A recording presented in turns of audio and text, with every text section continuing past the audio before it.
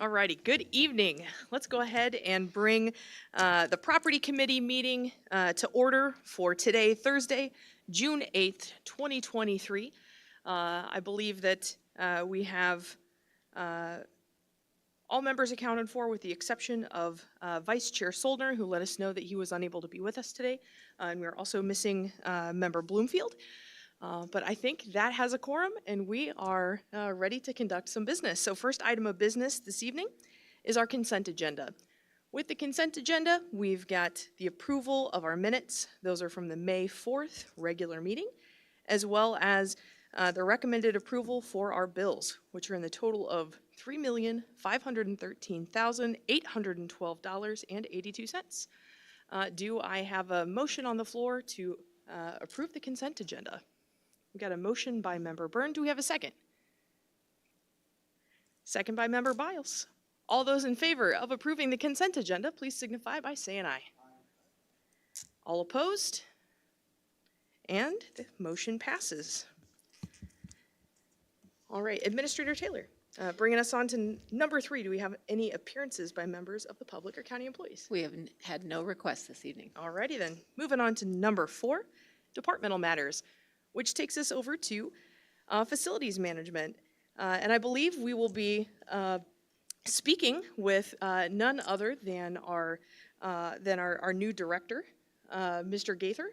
Congratulations. I believe you've been in position since Monday, so thank you very much for joining us here this evening. And that brings us to item number 4A1. With our item to be presented for action, which is the request approval of an engineering agreement for the Juvenile Detention Center, 200 West Front Street building, and the Government Center. Do I have a motion to put this one on the floor for discussion, please? We got a motion by Member Byrne. Do we have a second? We'll go second by Member Biles. Mr.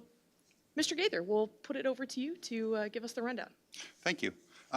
Recently, we've engaged in conversations regarding replacement of our boilers in our buildings as they've reached their life expectancy. We have looked at a couple, two different engineering companies, and we would like to go with Keith. They're very reputable, and we think they offer us a lot of good ideas. So. Absolutely, please.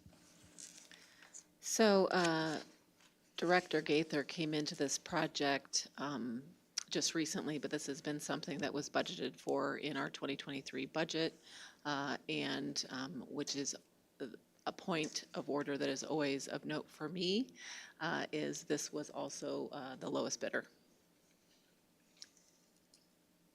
Thank you very much for that additional information. Always helpful to know when we do have the lowest bidder, who is also potentially the best option for us. What other additional questions or comments might you all have? I did have one question, if I might. So I noticed that in some of the scope of services, it specifically called out efficiency. So looking at overall energy efficiency, et cetera. But in the exclusions category, it specifically excluded energy modeling and or energy incentive paperwork.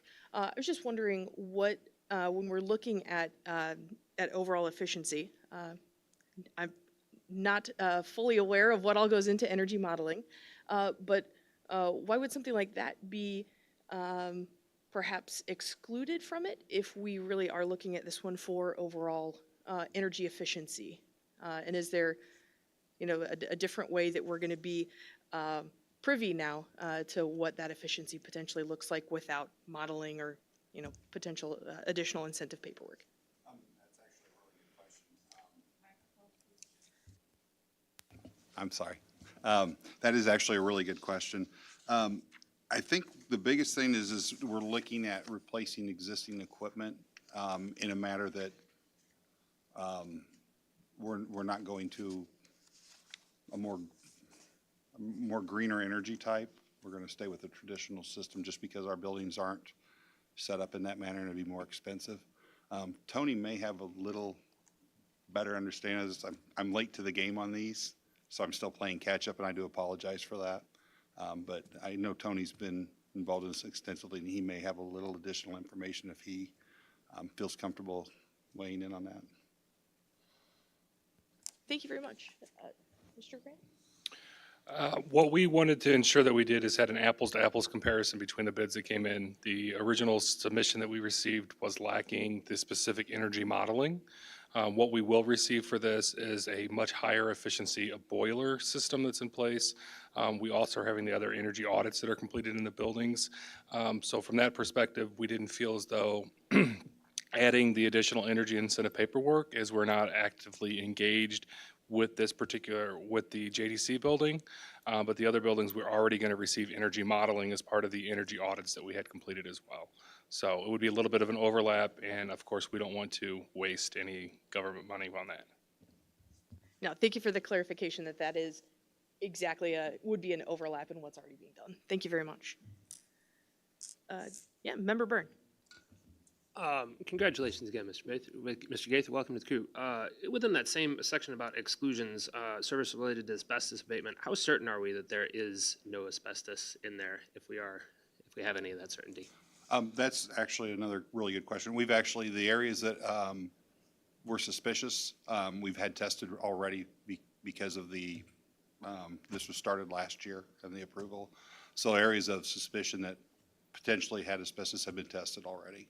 So we're fairly confident that won't necessarily be an issue? Correct. Okay. Excellent.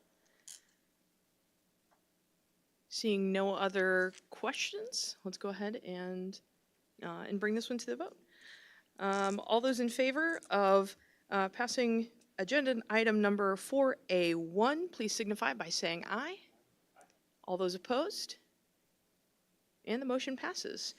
Thank you very much. Mr. Gaither, what additional items might you have to be presented for information?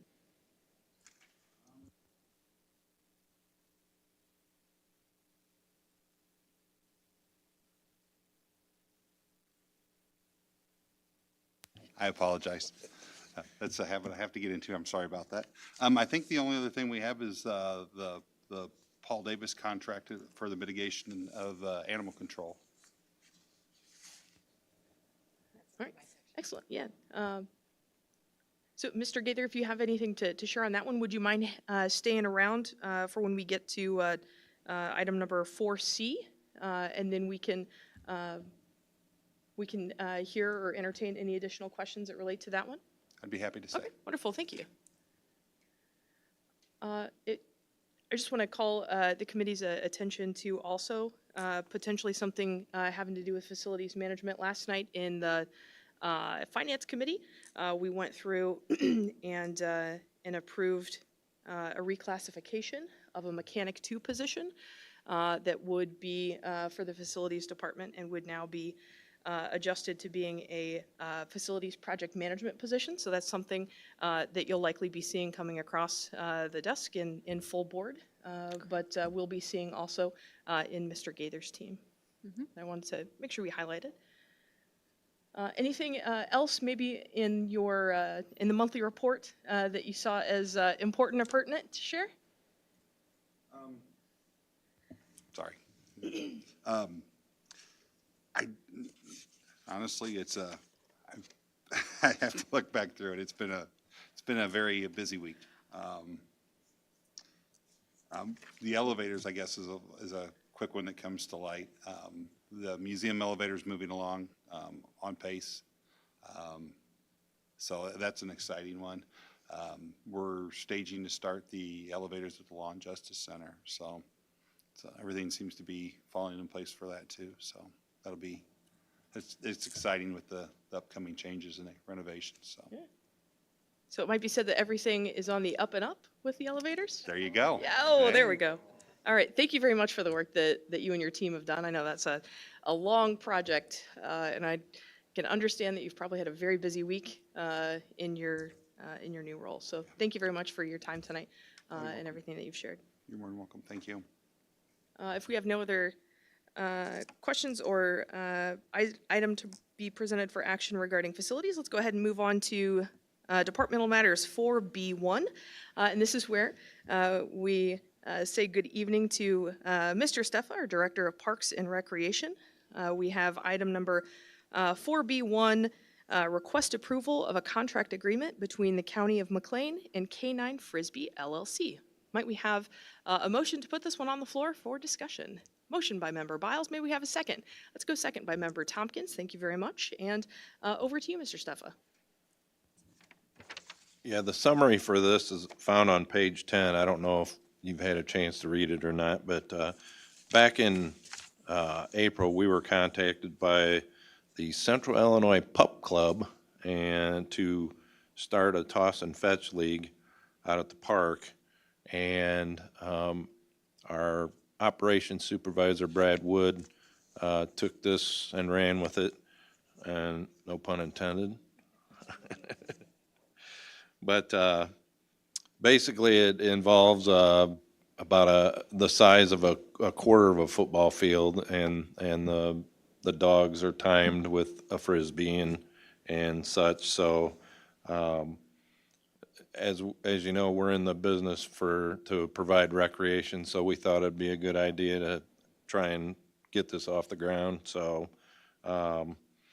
with the help of Taylor, Miss Williams, she came up with an agreement, which is found on pages 11 and 12. And I would entertain, I would hope that, I would like for you to come up with, I would like for you to approve the contract agreement between the county and K9 Frisbee LLC. All right. Thank you very much, Mr. Steffa. Additional questions or comments? Member Byrne. Have we entered into agreements with groups like this in the past? We have, Dog clubs out in the, not dog clubs. For instance, like the Tri-Shark Triathlon, which was just concluded over this past weekend, and the upcoming Central Illinois Open Water Swim will be June 24th. Just those two are the only two other clubs that we have agreements with.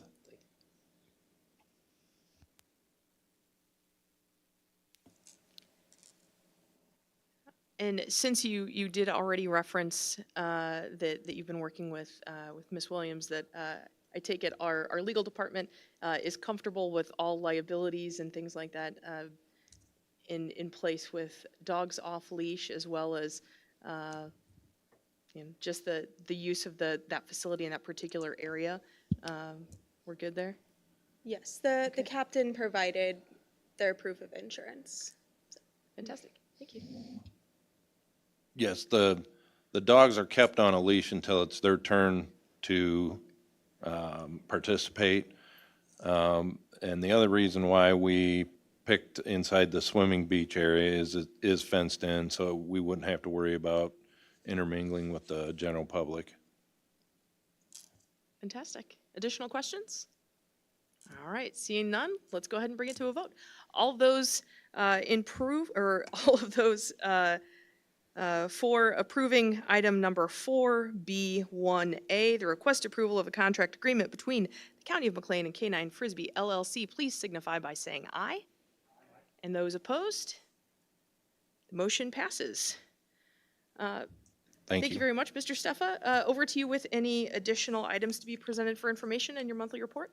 Yeah, the only other thing I have, maybe to give an update on the new bait shop, boat rental. Hopefully, we're getting close. Our goal is to get that open by 4th of July. Right now, we're waiting for William Masters to come back in and do low voltage work for data drops and run the data lines for the computers and things like that. And then the concrete work will begin. So that's an update there. Excellent, wonderful news. Have we been able to successfully run business out of the existing bait shop at this time, and A-OK for the time being? Yes, yeah, we're still doing business out of the old bait shop. Excellent. All right. Thank you very much, Mr. Steffa. Any additional questions? All right, let's go ahead and move on to departmental matters 4C1. We have our item to be presented for action from Administrator Taylor. We've got C1A, request approval of an agreement with Paul Davis for work at the animal control facility. Might I have a motion to put this one on the floor for conversation? We have a motion by Member Biles. Do we have a second? Second by Member Byrne. Administrator Taylor, over to you. Thank you, Chair Lehman. So you have included in your packet the pages that were signed and distributed on the day of the incident. So this incident occurred in May. We had a additional flood to the facility.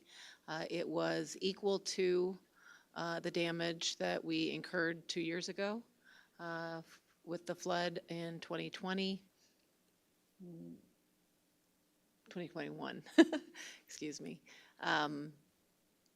And so this action item is related to seeking approval for that reparation and mitigation work that was completed by Paul Davis as part of our emergency policies. The chairman or the county administrator can respond to an emergency in one of our facilities if necessary, but this is as part of that.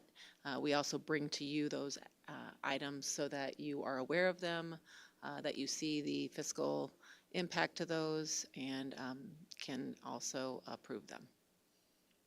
And I'm open to answer any questions regarding the incident itself or the mitigation work that was completed by Paul Davis. Member Byrne? Is the work done?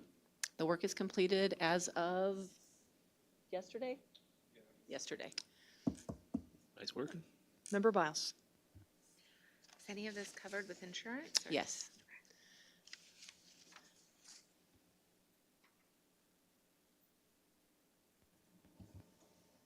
Member Tompkins? When did the flood happen? The flood occurred May 7th. I just found out about it today. Is there any reason I'm the only one that didn't know? I believe we discussed it last month did we bring it up in property last month? We did, I don't believe it was brought up in property last month. Okay. I know it was discussed in one of the meetings, but I'm not certain when it was discussed.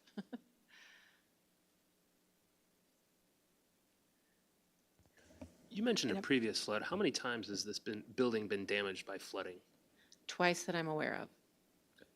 This is the second time that I'm aware of. It is on a 100-year floodplain, but as you can imagine with the changes to our climate, the flooding is occurring more frequently. There were mitigation, so those of you who have received a tour to the facility know that there is a berm on the south side of the facility near the parking lot that goes back to the garage area. That is to respond to any flooding that would occur from drainage to the south side fields. The flood that had happened 2 years ago came up from the north side from the creek. This time, the flooding occurred from flash floods that were happening in the fields on the south side. The corn cobs and other debris that came off the field flooded our drainage system, and then that all came in from the south and from the west. And this occurred on a weekend. At both times it's occurred on a weekend. We did have a great response from the animal control staff, from our facility staff, administration staff, highway department staff came out. And so there was many people involved with the mitigation efforts. And then, of course, Paul Davis came in to address the tear down of the damaged materials that included any mold or structural materials that could not be salvaged. So, And so with this one, just to put it on the record, I do believe that no animals were harmed that is correct. during the course of the flooding and like that, so, all right, excellent. Yeah, Member Biles, please. So this is just in terms of like tearing out, addressing mold issues. This doesn't include any repair efforts, right? No, we will be handling the repair efforts internally, and so Mr. Gaither and his team is putting together a materials list to see about what it will take to build back. Of course, we are being cognizant that this is not going to be our permanent site for the animal control shelter, and so that is something that they are also considering when they're rebuilding. It's going to be a make-do situation for the next year because we anticipate and have a timeline to be in the new building by the first quarter of 2025. Additional questions? Thank you very much for all questions asked, and thank you for the explanation, additional information. Mr. Gaither, did you have any additional information to share on that one, or covered by Administrator Taylor, perhaps? The only thing I would like to clarify is our last meeting was on May 4th, and it happened the weekend immediately following. That was Saturday night, Sunday morning, and so that may be why we haven't discussed it in any of our meetings. Thank you for that, Joe, for that assistance. I know it was shared in some forum, but I would have to recall. All right.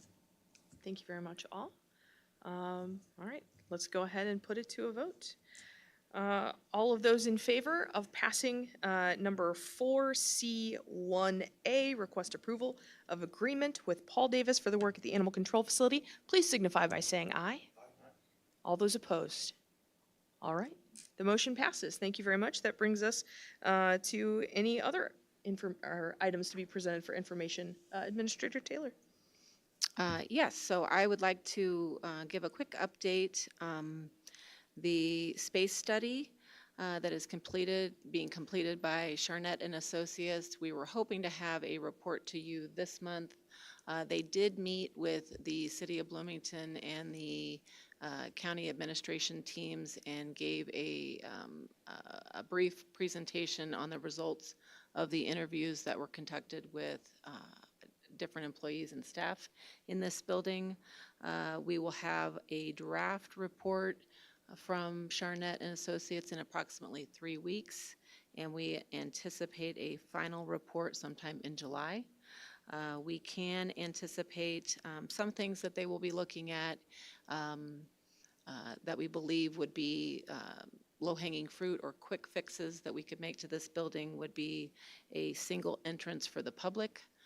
That'll be something that will be part of discussion with city and town as council and board on how we want to proceed with that. And then also looking at storage options and cleanup in the first floor and the basement areas that could provide for additional spaces or meeting rooms.